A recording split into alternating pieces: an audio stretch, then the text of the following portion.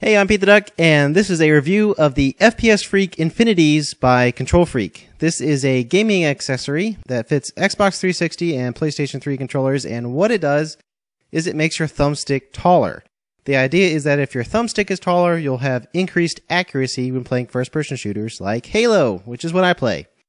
So, KontrolFreek makes other accessories for other types of games, not just first-person shooters, but since I'm a Halo guy, I wanted to specifically try the FPS Freek Infinities.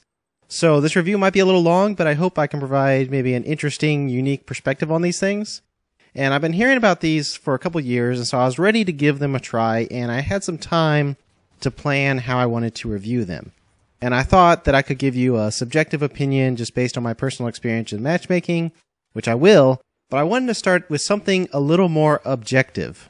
And since I am a Halo guy, I decided to use Halo 4's map editor to create a map specifically designed to put this product to the test. I wanted to create an experiment, if you will, that would remove all variables and focus just on whether this product could actually improve my accuracy like it claims. So here's the map that I built.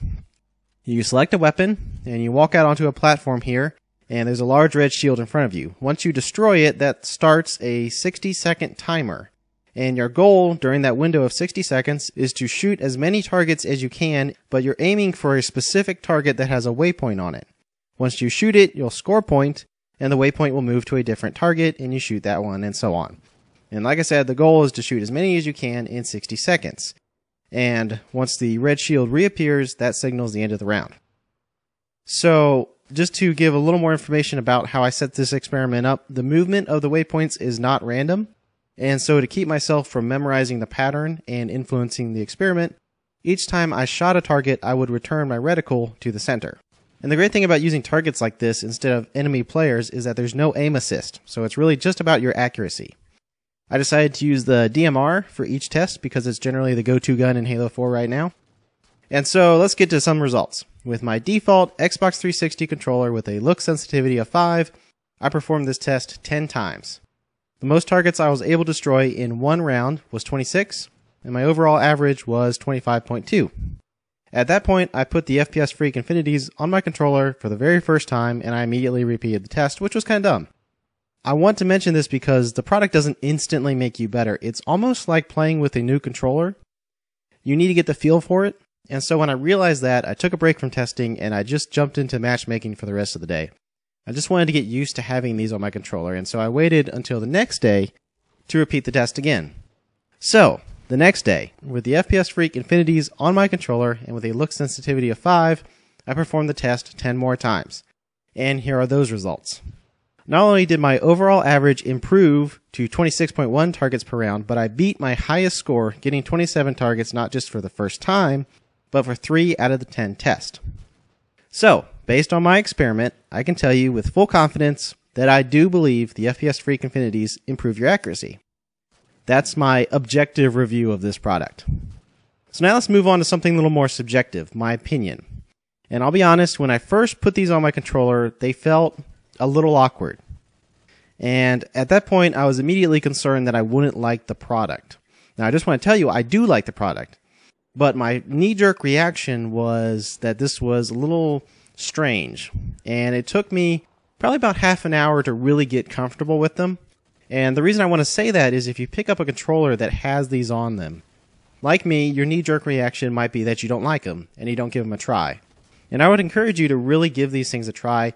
I think they're great. I've been playing with them for about a week now. If you're into competitive multiplayer and first-person shooters, I think it's a no-brainer. And I've actually been surprised just talking to people. I didn't realize how many of the people that I play with on a regular basis already have these, and they love them. I've heard a lot of praise about these products. I've been hearing about them for a few years. I finally gave them a try, and I'm a fan. And so I hope this review helps you out in making your decision on whether or not you want to check out the FPS Freek Infinities or any of the other products by KontrolFreek. So this is the first time I've reviewed a product, so I guess I need to give these some kind of score. So I'll go with 5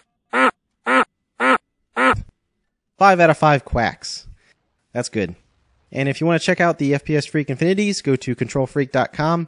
As an aside, a lot of people use Halo 4 for machinima, and when you're using the theater mode to, control the camera, having these on your controller, giving you that finer control, actually really helps with those smooth panning shots. It helps you avoid having like those jerky camera movements. So outside of competitive matchmaking, these could kind of be useful for a couple different things. For machinima, and I know a lot of people have lamented the loss of precision editing in Halo 4's Forge. So, this is a product that gives you a little more control over your game movement.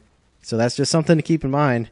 If you want to download the map I used to test these, it's in my Halo 4 file share. Just open the file browser from Halo 4's main menu. Select map variant search and enter my gamertag Pete the Duck. The map variant is called Target Practice. And you're going to need the game type too, so back out and select game type, search again. The game type is also called Target Practice, and you'll need both the map variant and the game type to play.